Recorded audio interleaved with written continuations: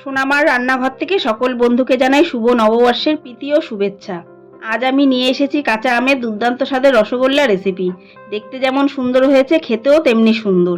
ভিডিওটি না টেনে দেখতে থাকুন সমস্ত টিপস সহ কিভাবে রেসিপিটি বানাচ্ছি। আমের রসগোল্লা তৈরি করার জন্য প্রথমে আমি একটা কাঁচা আম নিয়েছি। এখন চাকু দিয়ে বোটার সাইডটা কেটে আমের সম্পূর্ণ খোসা ছাড়িয়ে নেব।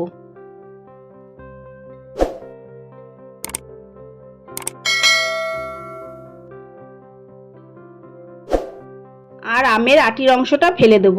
এরপর আমি ছোট ছোট করে কেটে নেব। ইউটিউব থেকে যারা দেখছেন এখনও যারা আমার চ্যানেলটিকে সাবস্ক্রাইব করেননি তাদের সাবস্ক্রাইব করার অনুরোধ রইল। আর ফেসবুক থেকে যারা দেখছেন ফেসবুক প্রোফাইলটিকে ফলো করে পাশে থাকবেন।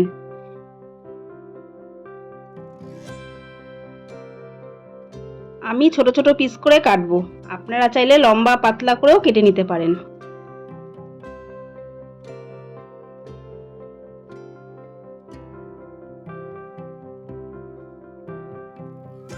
পুরো আমটা আমি এভাবে কেটে নিয়েছি।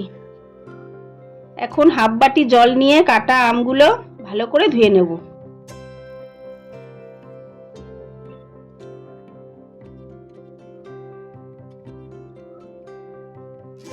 এরপর মিক্সির বাটিতে আমের টুকরোগুলো নিয়ে নেব।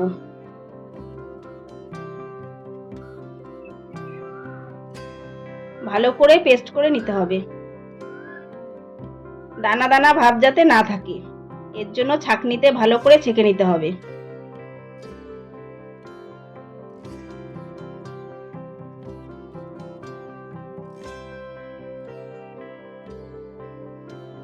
কোনো দানা ভাব থাকার সম্ভাবনা রইল না, খুব সুন্দরভাবে ছাঁকা হয়ে গেছে।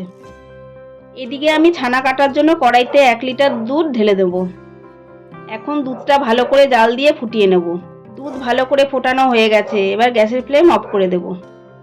যেই আমটা পেস্ট করে রেখেছিলাম তার থেকে 2 চামচ আমের পিউরি দুধে দিয়ে দেব।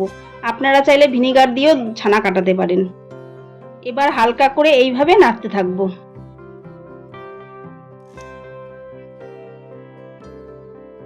কিছুক্ষণ বাদে দেখতে পাবেন দুধ কেটে ছানাতে পরিণত হয়ে যাচ্ছে। দেখুন কি সুন্দর পারফেক্ট ছানা তৈরি হয়ে গেছে। এবার ছানাটাকে আলাদা করার জন্য একটা ছাঁকনির মধ্যে সাদা কাপড়ের ওপর ঢেলে দেব।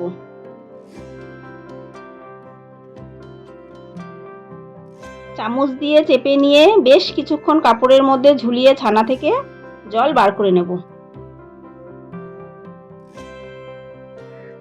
এবার একটা থালায় ছানা ঢেলে দেব। এখন ছানাটাকে খুব ভালো করে মেখে নিতে হবে। 5 থেকে 7 মিনিট এভাবে আমি ভালো করে মিহি করে মেখে নেব। ছানা যত মিহি করে মাখা হবে রসগোল্লা তত ভালো তৈরি হবে। খুব ভালোভাবে মিহি করে মাখা হয়ে গেছে। এবার অল্প করে নিয়ে ছোট ছোট বল বানাতে হবে। যাতে বলে কোনো ফাটল না থাকে ভালো করে গোল করে নিতে হবে। ফাটল থাকলে রসে ফোটানোর সময় রসগোল্লা ভেঙে যেতে পারে।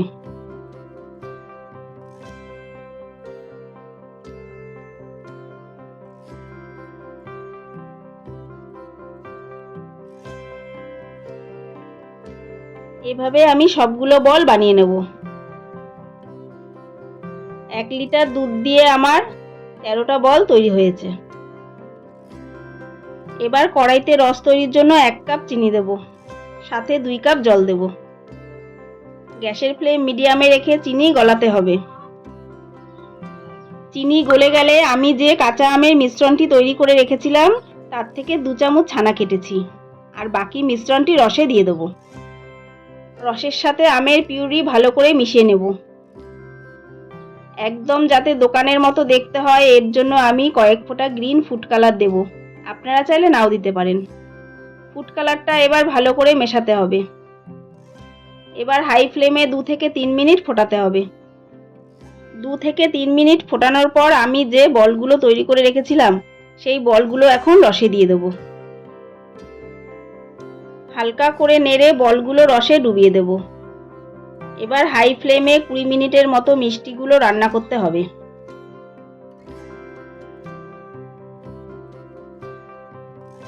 10 মিনিট পরেই দেখব মিষ্টিগুলো অনেকটাই বড় হয়ে গেছে। মাঝে মধ্যে হালকা করে নেড়ে দিতে হবে।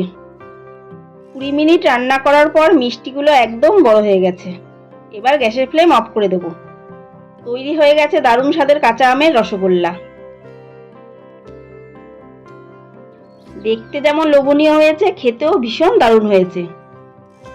দোকানে না কিনে আপনারাও বাড়িতে এভাবে বানিয়ে নেবেন। খুব সহজে বন্ধুরা বানাতে পারবেন। ভিডিওটি কেমন লাগলো লাইক দিয়ে কমেন্টে অবশ্যই জানাবেন। আশা করছি আমার প্রিয় বন্ধুদের ভীষণ ভালো লেগেছে। ভিডিওটি সম্পূর্ণ দেখার জন্য অনেক অনেক ধন্যবাদ। সবাই ভালো থাকবেন, সুস্থ থাকবেন।